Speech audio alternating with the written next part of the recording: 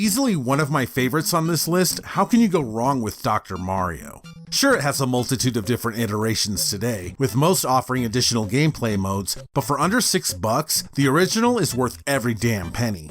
It's addictive, easy to get the hang of for newcomers, has an awesome 2-player mode, and it's fun as hell. Even Grandma will enjoy this one. Not to mention our favorite plumber turned doctor has to kill off viruses, which unfortunately is very relevant in 2020, so it's totally relatable by today's standards. If you've never played Dr. Mario before, this is a great place to start, and for the small amount of cash that it commands, it's hardly a gamble.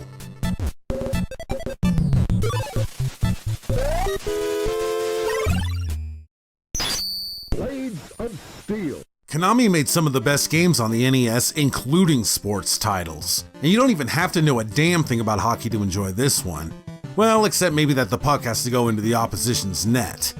Blades of Steel offers a quick-paced, simplified 8-bit version of the world's most violent sport on ice, omitting penalties and many of the game's basic rules, all the while retaining the crucial elements that makes hockey so great, like fights. The screen switches to a close-up brawl where you duke it out with your opponent, where each player has his own life meter. How sweet is it to score a goal on someone after you've laid his ass out on the ice?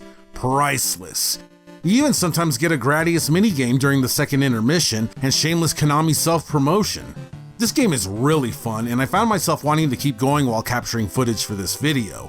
But don't expect a very realistic representation of the sport in this one, as juicy rebounds in front of an open net rarely translates into easy goals due to the auto-aim mechanic.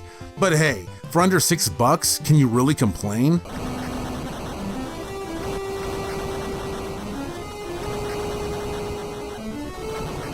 Now, I know some people would argue that Karnov isn't very fun at all, and at times I myself would have to agree, but for its price, I say it's definitely worth a shot. As Karnov, you have to run, or waddle, your way through 9 platforming stages while breathing fire from the bellows of the circus strongman's considerable girth. It's one of those games that requires you to pretty much shoot at all times. These projectiles can be upgraded to fire multiple streams.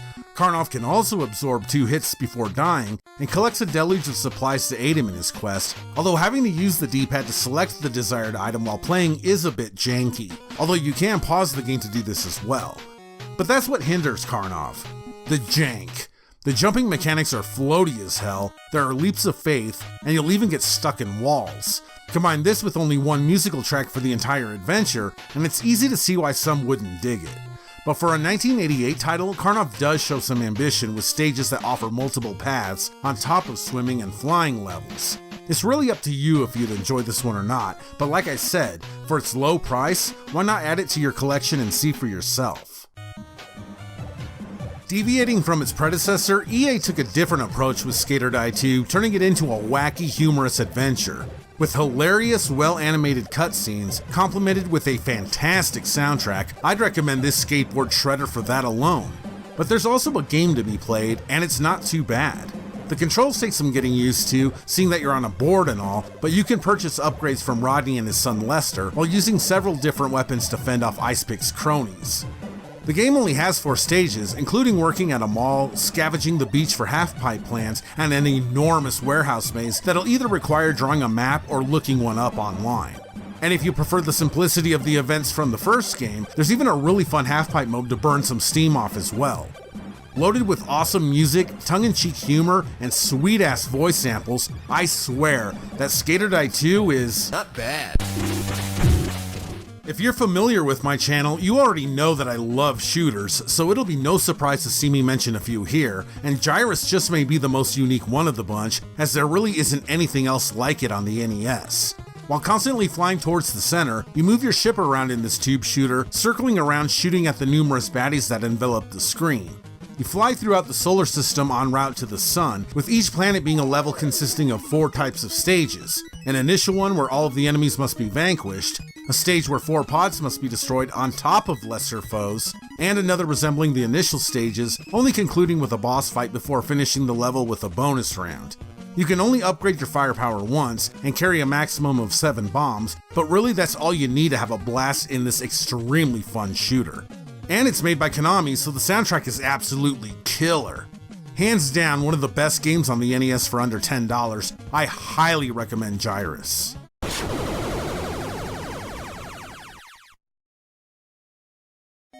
Vastly different from the incredibly fun Dig Dug, Trouble in Paradise is still a joy to play.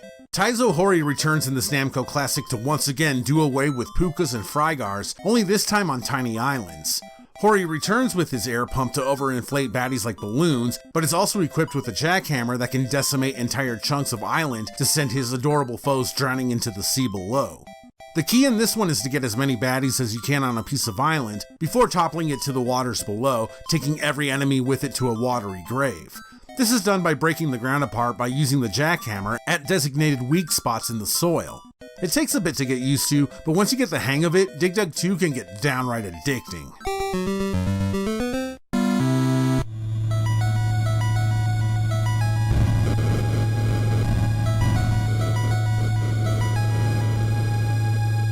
Another Namco gem, and one of the better shooters on the NES, is Dragon Spirit. In this one, you fly around as a dragon battling numerous monstrosities throughout the sky, on land, and even underwater. You breathe fire to blast enemies out of the air while hurtling bombs on baddies below. You collect an assortment of weapons to wipe out your adversaries, and can absorb several hits before succumbing to death, courtesy of a life meter.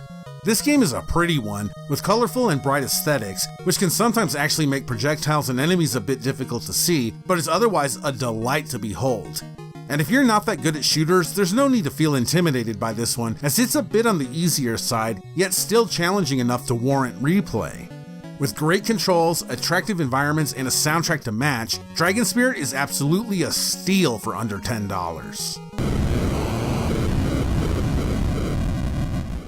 For those who know me, this one shouldn't come as a surprise. Hell, I have artwork that pays homage to this design. Anyway, Renegade is an early beat-em-up which influenced the Double Dragon series, and seeing as both were developed by Technos, the similarities are pretty evident.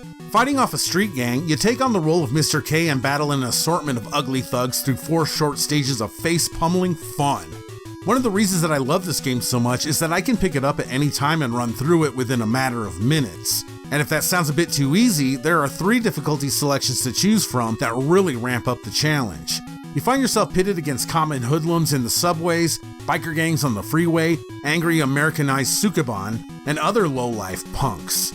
It may take a bit getting used to the B button always attacking to the left and the A button to the right, but once you do, you'll be serving knuckle sandwiches for lunch.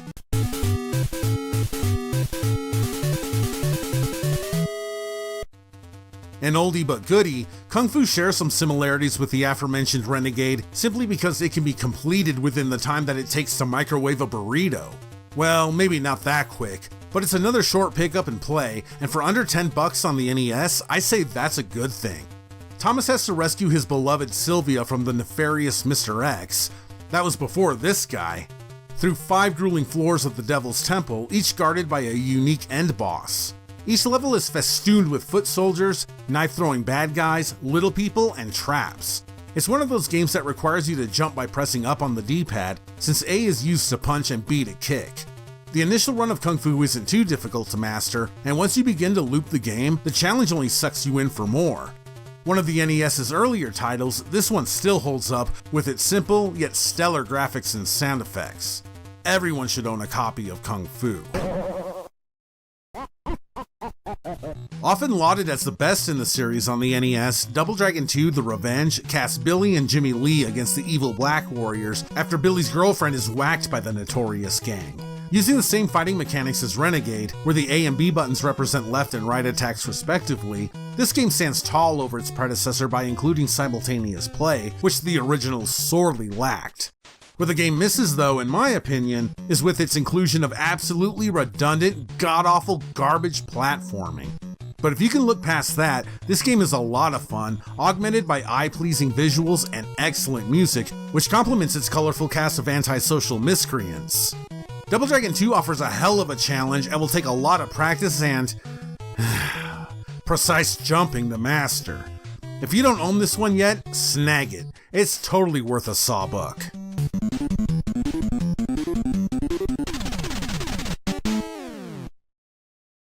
Here are some great NES games for under $10. Casino Kid. Unlike most of the gambling games on the NES, this one has a story. You need to track down the evil king of the casino, and to do this, you need to go around the casino and defeat players in blackjack and 5-card poker. As you go around the casino, NPCs will tell you the players' tells to use to your advantage. The game is pretty cool, but I wish it had more games than just blackjack and poker. The sequel at least adds roulette, but it is pretty cool if you want some card games for the NES, and at $4.20 and dropping, it's pretty awesome, inexpensive game to add to your library. The majority of sports games on the NES are archaic and horribly outdated by today's standards, but Track and Field 2 is one that can still hold up with its wide variety of events and tight gameplay. When this game was released over 30 years ago, it boasted of some of the best graphics and sound on the console to date, and that still remains true as this Olympic-themed title has huge detailed sprites, awesome music, and a myriad of voice samples. I mean, it is Konami after all. With events covering hurdles, archery, clay pigeon shooting, pole vault, taekwondo, and more, Track and Field 2 offers more than enough to warrant its under $5 price tag. Check it out.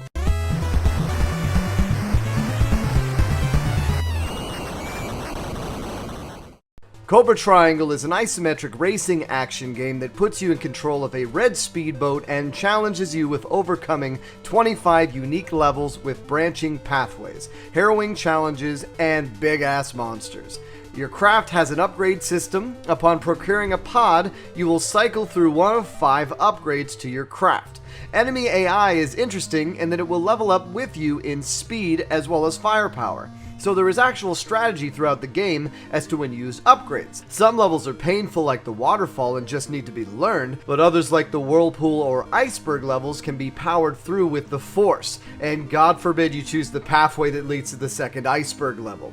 Now the later race levels require you to have enough speed boost to clear long jumps, but get too much speed early and the speed levels are impossible to avoid walls, and the boats that take the bombs from you become impossible to avoid. Also, the waterfall level is much harder with speed boost because obvious reasons.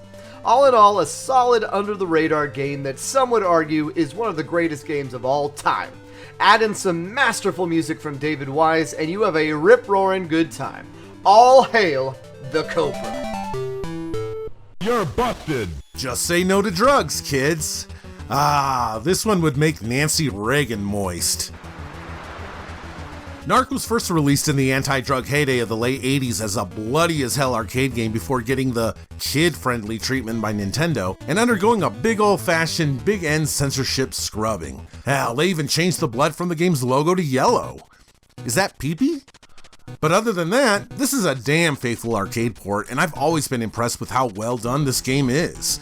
You play as either Max Force or Hitman, or even, both at the same time, to bust disheveled bums, hypodermic needle-tossing junkies, and even psycho clowns from the porno district. But if you can't arrest them, no problem. That's what machine guns and rocket launchers are for. To save your life from drugs, I'm gonna have to kill you. The arcade original had 4 action buttons, and these translate to an NES controller splendidly. Hold A to fire continuously, to fire rockets, hold B to crouch, and then give it a little to jump. It works great. And the conversion was done by Rare, which means we get NARC's soundtrack in 8-bit David Wise style. Sweet. This game can be a bit of a challenge at first, but with practice shouldn't give you too much trouble. It's also a quick one, so it shouldn't take all that long to master. Just say yes to NARC.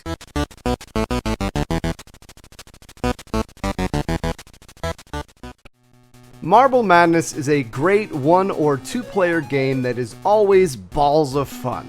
Now, I never played the arcade version, so using the D-pad over a trackpad never bothered me. You play as either a blue or red ball and traverse through 6 stages. A timer keeps you from dallying and carries over to the next stage. Sometimes a wand will give you bonus time, but I have no idea how that works. Holding the A button allows the ball to go faster, but that aggressiveness comes at a cost.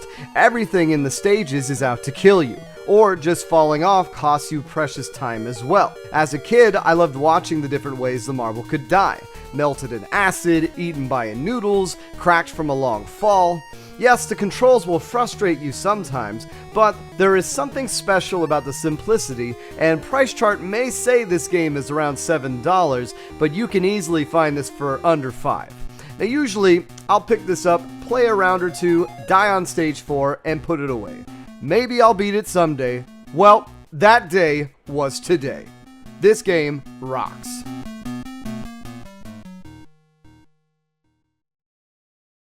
Legendary Wings is a shooter released in 1988 exclusively in North America and can usually be found for about $9. It is a port of the 1986 arcade game of the same name, but it does have some slight differences, mainly in how you upgrade your weapon. In Legendary Wings, you play as a man entrusted by Ares to protect mankind from extinction through 5 stages. Each stage consists of a vertical scrolling stage and a side scrolling stage. After the vertical scrolling section, you enter the palace and fight your way to the stage boss. You can upgrade your weapon 4 times with the Twin Laser, Penetration, Flame Shots, and finally the Firebird. Getting hit makes you lose a power-up, unless you're the Firebird, where you can go down in power after 3 hits. In each vertical scrolling section, there are minus stages and bonus stages. Minus stages make you fight through a swarm of enemies, and bonus stages give you points to gain extra lives, continues, and power-ups. This is a relatively easy shooter on the console, as long as you make sure to get powered up and use a little memorization on the stages. Rolling Thunder is a Namco spy action game released in the US unlicensed by Tengen, and it is friggin' awesome. You play as Albatross, a tall, lanky secret agent who has to rescue his kidnapped partner from the evil Geldra. Armed with a handgun, you must traverse 10 incredibly brutal stages where you'll face off against a multitude of hooded dudes, panthers, and these freaky jumping mutant things. You can jump up and down from floor to floor, access doors for machine gun ammo, or simply for cover from enemy fire. Rolling Thunder takes a ton of trial and error, memorization, practice, and skill to become successful, but once you start getting good, boy is it tough to put down. And like I had mentioned before, it is a pretty challenging one, so the password feature is very welcome here. Not a perfect game by any means, as the controls can be a bit stiff and janky at times, and the difficulty frustrating, but other than a few minor gripes here and there, Rolling Thunder is one of the more underrated games on the Nintendo Entertainment System.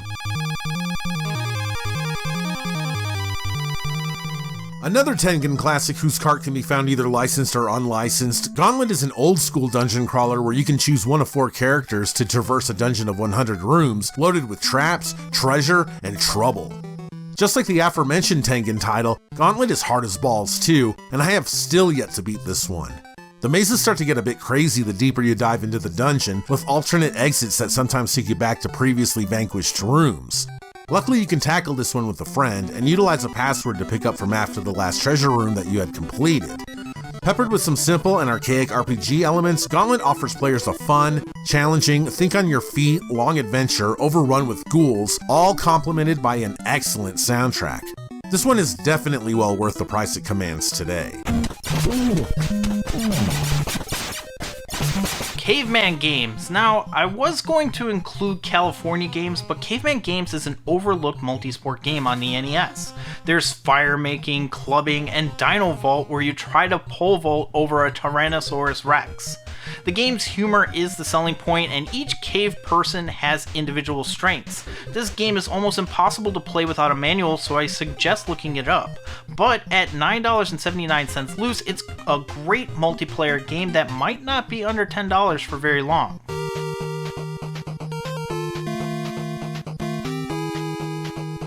If somehow you don't have Little Nemo the Dream Master in your NES collection, then there's no better time than now to hunt down a copy. Hitting just under the $10 mark, this gem can be found pretty easy. Little Nemo the Dream Master has you taking control of Nemo, as he enters the world of dreams in hopes to find the princess that summoned him. Armed with nothing but candy, Nemo can befriend certain creatures of the land and use their various skills to find keys, secrets, and anything else he might need. Developed by Capcom, Little Nemo mixes in fun with a whole lot of challenge as you travel from level to level until you face the dreaded Nightmare King. Don't let that cute art style fool you, this game can get difficult, but offers so much reward in terms of gameplay. If you've never played Little Nemo the Dream Master, then I strongly encourage doing so, and with a price that doesn't compare to the quality, you can't go wrong. Now, if you want a damn good challenge, look no further than Ironsword, Wizards and Warriors 2. The iron-chested Fabio is the cover boy and sure is to get some undergarments flowing with this stoic fantasy stance. As sequels go, this one is pretty good. Again, the jumping is something you'll have to get used to, and the platforming is even trickier in this installment. On top of that, you'll need to find a treasure hidden somewhere in the level to even finish it. The graphics are a big improvement over the original, and the gameplay is fun, but damn if every animal, insect, human is out for your blood. They just seem to target you almost non-stop. It's ridiculous. If I may steal a line from Wes here. Oh shit. Oh shit. Aside from that, you also get shops to spend your ill-gotten gold in, magic spells to find, as well as you can gamble your money away too. How nice. Give it a shot. It's still under $10, so what do you have to lose, other than your shirt and a working controller? Luckily, Konami was one of the NES's more popular and talented third-party development teams from the very beginning, and their earlier titles are fairly common, resulting in some more affordable games. Russian Attack is one of these cheaper gems, and for under $10 should be in anyone's collection who loves a harrowing challenge. And that's exactly what you're going to get here, as this one is pretty brutal. You play the role of a Green Beret sent into enemy territory to disarm a nuclear device equipped only with a knife. Weapons with limited ammo can also be collected along the way, utilizing the A button, which means pressing up is required to jump. I'd have to say that the jumping mechanic is probably my biggest hurdle in the game, and as a kid, I couldn't even get past stage 2. There are no continues, but Konami was merciful enough to allow 2-player simultaneous play. But despite how difficult Russian Attack can be at times, I find myself returning to it often, and with practice and a lot of memorization, finally beat the damn thing. I like it even more now. Check this one out for sure.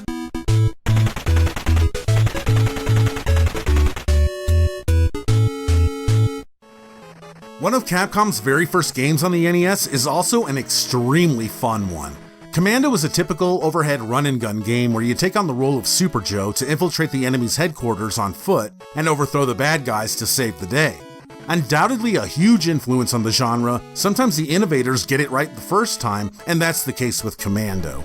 The controls are responsive, the bullets on screen are easy to decipher from the rest of the background, and the game is peppered with hidden items and secret bunkers, adding a bit of depth to an old 1986 arcade port. This wartime adventure only has 4 stages before they begin to loop, which need to be completed 4 times in order to conquer the game. And with unlimited continues, that shouldn't take too long to pull off. If you haven't checked out Commando yet, splurge a few bucks. It's totally worth it. Cyber Stadium Series Base Wars. Now, there are so many baseball games on the NES, so if you wanted people to play your game, it had to be unique, and Base Wars is actually a really interesting game. It's actually the only game in the Cyber Stadium series. The gameplay is typical of baseball games on the system, except this time you play as robots. The pitcher shoots balls out of a cannon, but the cool thing is that if there's a call at the plate, you need to duke it out, kind of like how Konami's other game Blades of Steel works.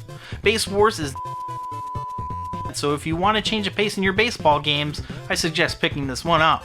Snake, Rattle, and Roll is made by Rare, and it's an isometric game that really ages well. You need to eat nibbly pibblies to grow your snake to get big enough to trigger the scale to ring the bell and exit the level. This game has been under $10 for years, and it has tons of content for you to explore, and it's pretty challenging, so I suggest picking it up. And also the soundtrack is pretty awesome.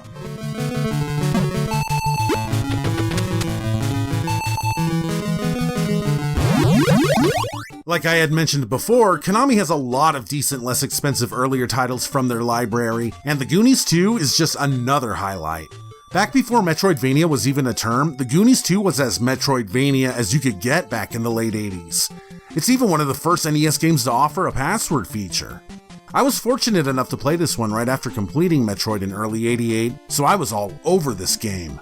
Yeah, I have some nostalgia for the Goonies 2, as it does have some extremely archaic and obsolete mechanics, which I can see turning off players today, but at the time were pretty much groundbreaking. As Mikey, you platform and climb throughout the Fratelli hideout in search of all 6 Goonies, who have been captured and are cleverly hidden. The hideout is peppered with doors that can take you to other areas and supply you with items, which will then switch to a first-person point-and-click mode. This can get extremely disorienting, even once you begin to pay attention to which direction that Mikey is facing. Yeah, it makes a difference. But what I've always found appealing about the Goonies II is the whole Metroidvania aspect of locating items, taking note of areas that can't yet be reached, then returning once the necessary equipment is in hand. I've always loved games like that. One of the downsides though is that this adventure is completely devoid of boss fights, but it at least has a banging soundtrack, even including an 8-bit rendition of Cyndi Lauper's Goonies Are Good Enough. Sweet!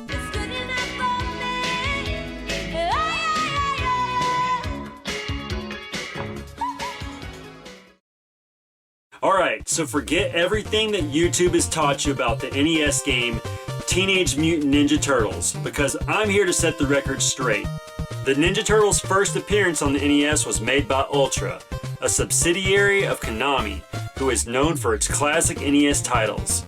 For just under $9, you can play as not one, but all 4 of your favorite masked reptiles, and they are interchangeable at the push of a button.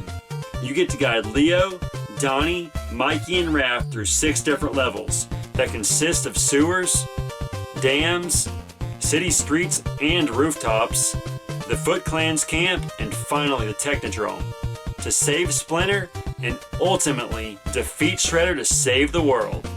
And all of this while rocking out to an amazing soundtrack.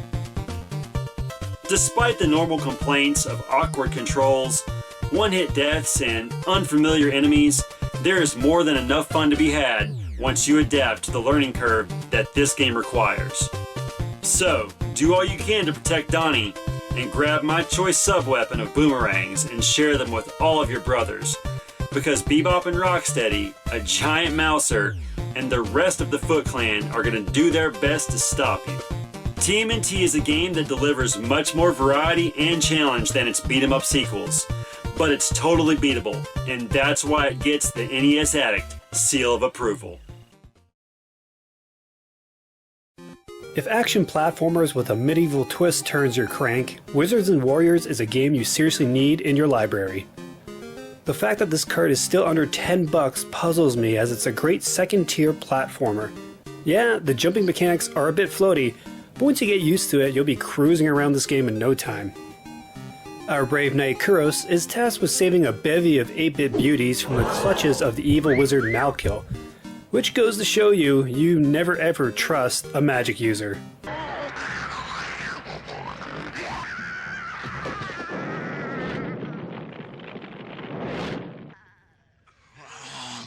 This gem hunting romp will get your blood flowing with a good solid challenge, tons of sub-items from levitating potions, throwing knives, axes, and of course, the Cloak of Darkness. it has neat looking bosses and a super underappreciated soundtrack. For under $10, you'd be a fool not to give this one a whirl. Shadowgate is a computer point-and-click adventure that was ported to the NES in 1989. Now, the idea of playing this type of game using an NES controller may sound like a bit of a turnoff in 2020, but surprisingly, this one is very well done, and I find that navigating the rooms and menus isn't nearly as tedious as you'd think. Setting foot alone into Castle Shadowgate, you're tasked with stopping a Warlock Lord from conjuring a massive behemoth, and you'll have to rely on nothing more than your wits and the abundance of supplies that can be interacted with throughout. Anything in the castle can send you to your demise, relying on lots of trial and error to solve many of the game's clever riddles. Picking up everything that isn't nailed down is the name of the game here, and there's a good chance that you'll need to utilize just about every single item you come across. Use one incorrectly, however, and you may be SOL and have to restart from your last save file, and even sometimes restart the game entirely. Fun times. But it really is. If you're into wizards, monsters, and dark fantasy type stuff, this one should be right up your alley. While the game isn't too long once you know what you're doing, it's the journey, not the destination, that's so enjoyable. And with excellent graphics and music, Shadowgate is easily one of the better games that can be found for under $10.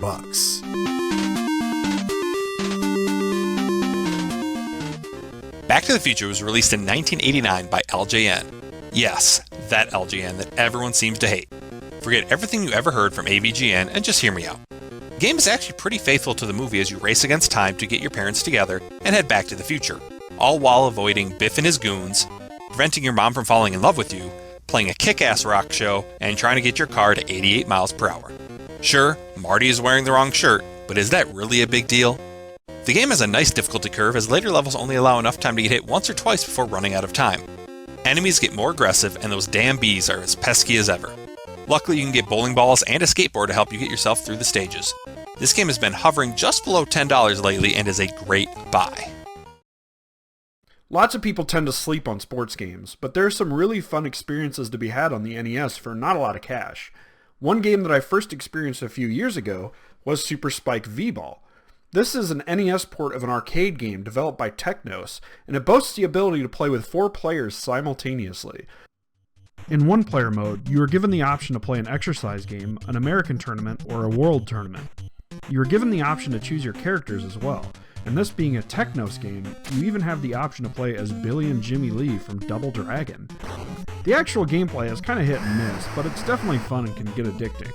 I played this game for 3 hours while recording footage just because I kept getting better at it and enjoying it more and more. When I first popped it in for recording, I chose the exercise option and got completely crushed. Then I tried the tournament just to see how bad I'd get beat, and I got better and better and eventually beat the American tournament. You do get unlimited continues to keep trying, so don't feel bad if you lose a game. Just try it again. I definitely recommend giving this game a shot if you have a few bucks to spare. And if you already have an NES 4-score or an NES Satellite, you can get 3 or 4 of your friends to play with you. Millipede is a sequel to the arcade classic Centipede and follows the blueprint of its predecessor's gameplay with additional features and mechanics. This game actually translates well onto the NES and can quickly suck you in like a roach on a glue trap. It gets addictive real fast. Now, I grew up playing single-screen arcade classics, so I'll always have a soft spot for these oldies, especially games where you blast everything in sight. On top of Millipede, HAL actually released 2 other arcade classics for the NES, including Defender 2 and Joust. I recommend all 3. Seicross is another arcade-to-home port, but I'm guessing not a lot of people have heard of this one. It's not great, but this is a list of fun games for under $10, not best games, and I enjoy this one from time to time. You ride on a futuristic motorcycle which has always reminded me of Tron, as you scroll from left to right all the while avoiding obstacles and shooting bad guys. It takes a bit to get the hang of, but once you get the mechanics down and start getting good, it can be a fun game played in short bursts. And for under $5, why the hell not check this one out? Based on the Capcom arcade classic of the same name, Trojan on the NES is a must-play for gamers. The game is set in a post-apocalyptic future, and you take control of the protagonist, known as Trojan. Your mission is to defeat the army of Achilles, which is comprised of neo-punk-looking Trojan warriors. At its core, the game is a side-scrolling action game, much like Russian Attack and Kung Fu, in which you whack away at your enemies with your sword. Your shield in this game is crucial to your survival, as it blocks a lot of the knives and bombs that the enemies throw at you. As you are traversing the land, you can actually lose your sword and shield if the enemies hit you with a bomb. But fear not, you have your fists to dispatch your enemies with, as well as your wicked kicks. I remember this being a big deal among us, but I'm not really sure why. The game has a bevy of power-ups, from boots that can make you jump high, to power-ups that can make your attacks do more damage. Trojan boasts 3 game modes, a single player, 2-player, or a versus game, which pits you against a second player in a deathmatch. Anyone who has played a Capcom game on the NES is familiar with the sound and graphics of the Capcom games, and Trojan does not veer from that excellent formula. What I love about this game is that it is challenging, but not too challenging. A player can probably run through Trojan's 6 stages in under 1 hour. A lot faster once you memorize the enemy's patterns, which are super easy to learn. The other thing about this game is that it introduced some of the most memorable villains, such as the Ghoul Dude, the Roly Poly Dude, the Brute Face Dude, this guy,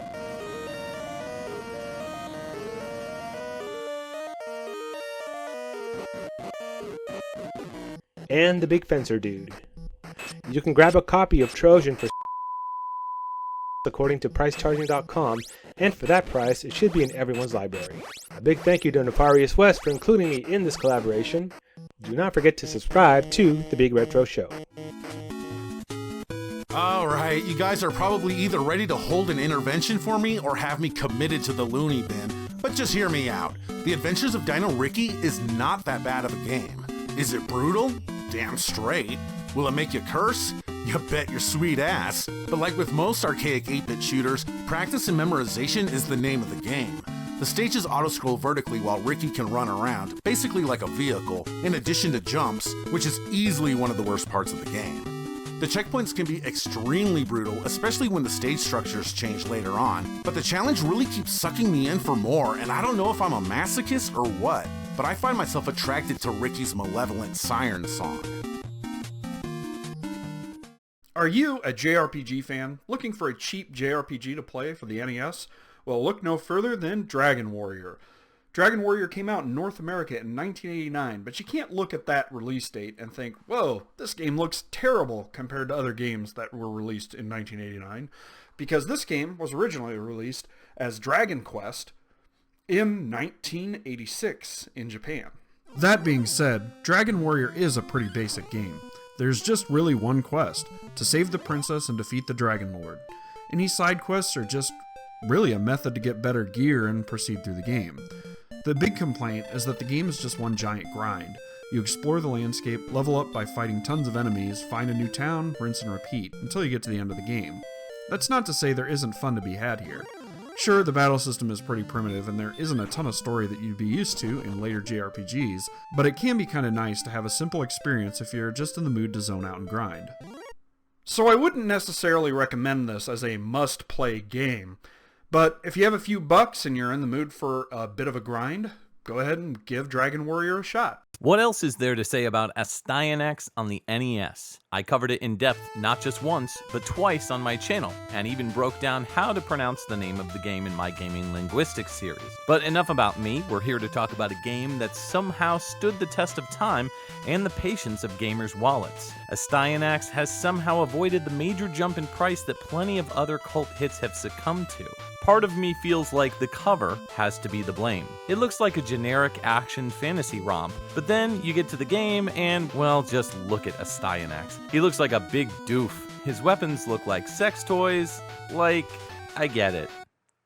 I get it. But Astyanax is an action game that still holds up for the price. Giant bosses, amazing music, and challenging but fair gameplay is a big part of why I still go back to it after all these years. Much like games such as Ninja Gaiden, Astyanax's slow pace of the cutscenes can be skipped if desired, but I legitimately enjoy the campiness of them. The gameplay isn't a cheese fest though, with enemy patterns that take time to getting used to and can still shake up your confidence all these years later. And while the later stages feature a level that introduces puzzle elements similar to the first Super Mario Bros., it doesn't take away from the skill required to finish this game. You get up to 3 different spells: fire, time stop, and lightning, all of which need to be changed in the start menu and by pressing up to scroll through. The B button is your main form of melee weapon attack, and the bar at the bottom is used as your power meter, which can be leveled up through power-ups. Up and B is used for spells, with A being used for jumping. Most of my deaths involved knockbacks into pits,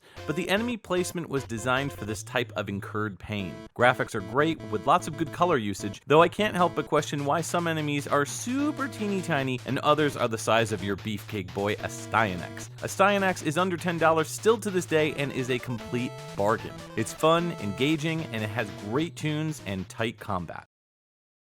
3D World Runner. Now this is a pretty simple game, but the 3D effect makes up for it. $8 for 8 levels of enjoyment is an incredible value for this unique game on the NES. Also, if you have red and blue 3D glasses, hit select to enter 3D mode. Yeah, this game is in 3D. The Nintendo Entertainment System had some fantastic games you could purchase under $10. One of those is Robin Hood, Prince of Thieves. I know, games based on movies usually suck, but this is a shining exception. Based on the movie starring Kevin Costner, Morgan Freeman, Christian Slater, Mary Elizabeth Mastrantonio, and the late great Alan Rickman, Robin Hood Prince of Thieves is an enjoyable, immersive game that every gamer should play at least once. The game closely follows a movie it's based on, and you start out as a prisoner in a Muslim prison. The Crusades were in full swing and sadly, you get captured. The game thrusts you in the role of Robin Hood and it's your job to escape the prison and rescue your comrade. Along the way you meet Azim, played in the film by Morgan Freeman. Azim tells you he has a key for the door you need to get through, but he will only show you where it is if you free him. Once you do, it's off to the sewers where you will fight hordes of enemies in your quest to return to Nottingham. The graphics for this game were pretty sweet for the time. You have to keep in mind this game was released in 1991, near the end of the NES lifecycle, and it impressed us back then. The game used digitized likenesses of the actors, although I think that the characters did not resemble the actors who played them in the film very much, but it was no biggie. What set this game apart from others is the gameplay modes. Most of the time you would play in an overhead perspective, where you could swing your sword, pick up items, and talk to and interact with items using an RPG command type menu. The game is essentially an action game highlighted with RPG elements. In certain parts of the game you would enter duels with various characters, and this is when the gameplay turned into a one-on-one combat game, which was challenging and enjoyable at the same time.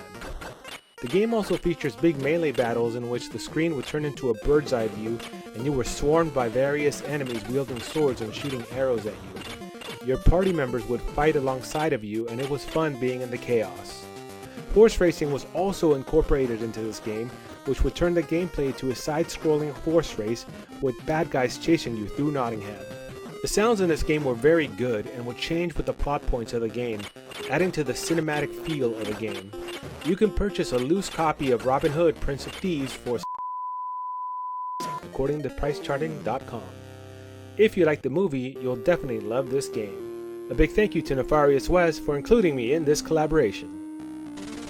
Saving the best for last, Bionic Commando is a unique platformer which offers a robotic arm to extend and swing with in favor of the more traditional jump mechanic. New players may balk at the idea of platforming sans leaps, and I'm not even gonna lie, mastering the bionic arm, or even half-assing it for that matter, will take some getting used to. But it's well worth it, as this game allows you to traverse an overhead map to different locations where you'll encounter enemy bases, neutral zones, and even overhead commando-style segments. This game has it all. Great graphics, excellent music, and an unpredictable story, in addition to a harrowing yet fair challenge. And you even get to blow up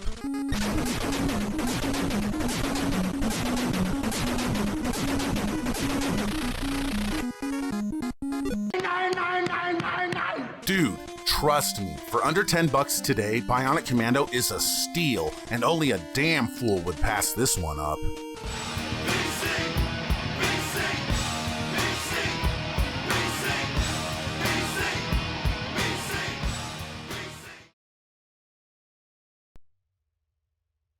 Captain Skyhawk is a game from 1990 published by Milton Bradley and developed by Rare. It's a shoot-'em-up game, but it's more of a westernized version of a shoot-'em-up game, so it doesn't follow some of the other conventions that you might see in normal shoot-'em-ups. It has a unique art style that uses an isometric kind of pseudo 3D look on the landscapes. It has a nice amount of creative bad guys and foes that you have to face off against, and some mini-bosses, as well as it has different mission types that you have to fly, from destroying a base, dropping off supplies to scientists, to rescuing the scientists. And this is done with the goal of assembling a special weapon to face off against the final boss. Each of the levels has a bonus stage in between them, where you go fly in a mini game kind of like Afterburner, and you have to shoot down planes and avoid missiles. This helps to break up the action a bit and give you a change of gameplay between the stages. It's a pretty nice change of pace. Between each level you also get to dock with the space station, where you can go ahead and refill your special attack missiles, as well as upgrade your gun. So that's pretty handy. Just make sure to line up correctly when you dock with the space station. Overall, the game isn't too hard. It has a decent bit of variety, but you'll probably finish it pretty quickly. The challenge isn't really very high. And so it's a nice casual game just to pick up and play when you've got a bit of time to kill. And it's a lot of fun, I think.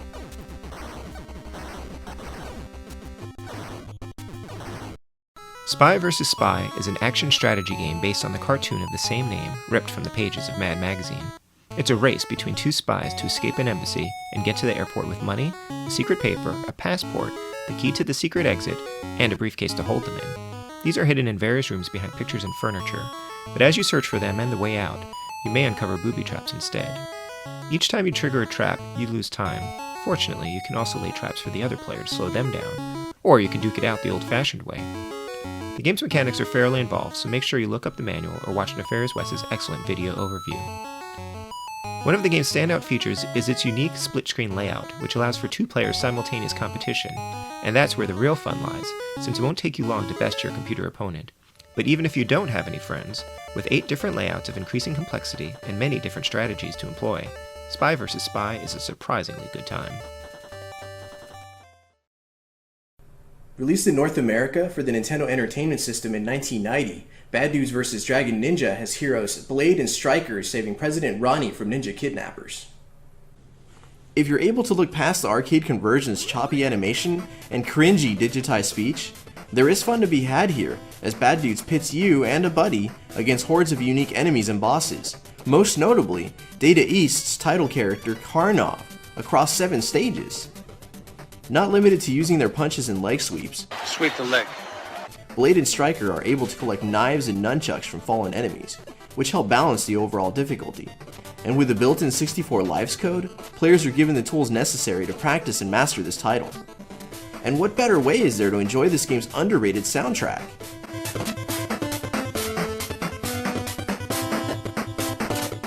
At under $8, Bad Dudes is a fun title to pick up every now and again, and it helps you answer the difficult question: are you a bad enough dude to rescue the president? I'm back. Not a lot of people think of pinball games when they think of NES, but there are quite a few titles that are pinball games, and a couple of them are pretty great. Today, we'll focus on High Speed. It's a game developed by Rare, and it's a recreation of the famous table by Williams from 1986. In this game, you have to run red lights and evade cops. When you do so correctly, you can escape from the cops, which earns you a multi-ball.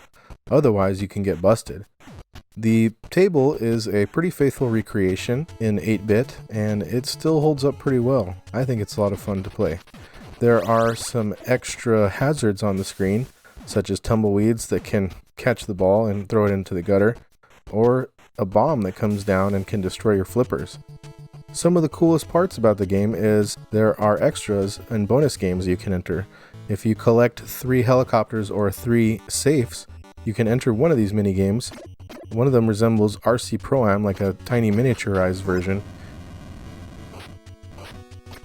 And the other one is a pachinko style game, which is a lot of fun, but it can take a little long sometimes.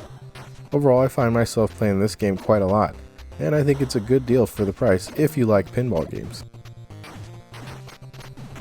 A game that I can only describe as a literal race against time. Square's Rad Racer has players drive their choice of a Ferrari 328 or a Formula 1 race car across 8 different tracks, all while jamming to their choice of 3 songs that they can change at the press of a directional button. Several of the stages, such as the San Francisco Highway, Grand Canyon, Ruins of Athens, and Los Angeles Nightway, are based off real-world locations, making the races that much more memorable. Being one of the 2 Square titles that use anaglyph-based 3D, with the 3D battles of World Runner being the other, Rad Racer adds a unique aesthetic appeal to an already fantastic game.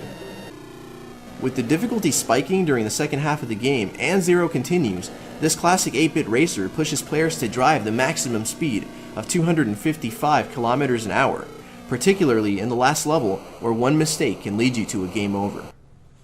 If you want a challenging racing game at a more than reasonable price, look no further than Rad Racer.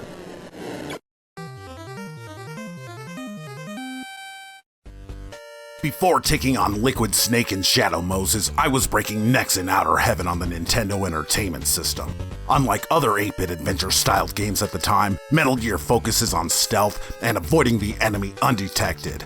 Tossed in the southern African jungle with nothing more than a pack of smokes. Ugh. Every weapon and item collected is essential in uncovering the vile plot to overthrow a terrorist organization hell-bent on taking over the world. You level up in rank by rescuing POWs, use a mine detector to navigate arduous minefields, take on tanks, and take on an assortment of unusual bosses. Of course, the game isn't without its quirks. We're all aware of the bad English, the Stephen King length passwords, The sometimes janky mechanics and switching key cards to access doors is about as fun as cutting one while hiding in your own cardboard box. But the soundtrack is killer, the gameplay is rewarding, and the story, albeit a bit broken, adeptly falls under the archetypal Cold War narrative of the 1980s. Don't feel asleep on this one. When people talk about the best beat-em-ups on the NES, the discussion must invariably lead to P.O.W, Prisoners of War. Another SNK title with a military aesthetic, P.O.W ditches the firearms of Kari warriors in favor of the fisticuffs. The game boasts of 5 huge stages, riddled with an array of disillusioned soldiers expertly skilled in hand-to-hand combat. You're only allotted with a small number of moves, including a jump kick and backhand. These are augmented only by the various weapons that are dropped by the enemy, including knives, knuckle dusters, and a rifle. Clear a path, you motherfucker! Prisoners of War is a pretty challenging game, and with this one unfortunately only being a one-player affair, despite having 2 dudes on the cover, it'll take a lot of practice to master this one. With excellent graphics, a catchy as hell soundtrack, and enormous levels, P.O.W just may be the best 8-bit brawler out there for the NES under $10. I had really mixed feelings about Star Tropics the first time I had played it. At first glance, it borrows heavily from The Legend of Zelda with its heart life meter and HUD. You even explore labyrinths and collect items to aid you in your quest. All of this was right up my alley. So my gripe? The controls. Oh god, how I hated them. After I beat Star Tropics for the first time in '93, I swore that I would never play it again. Those controls. Like you're set on tiles with banana peels for shoe soles. Star Tropics. It's a lovely relationship! But I did play it again, and again. And once you get used to the wonky controls and mechanics, this island adventure is loads of fun. The game is peppered with an abundance of secrets and hidden paths. It doesn't take itself seriously, with lots of tongue-in-cheek humor sprinkled throughout. The music is super catchy and complements the environment perfectly. And the game offers a fair challenge that'll have you groaning, okay, one more time, as you dive back in for more. And for under $10, Star Tropics is worth every cent. And while locating a copy with the secret note that was originally included with the game may be as scarce as a good cola joke, everything that you need to enjoy this one is readily available online.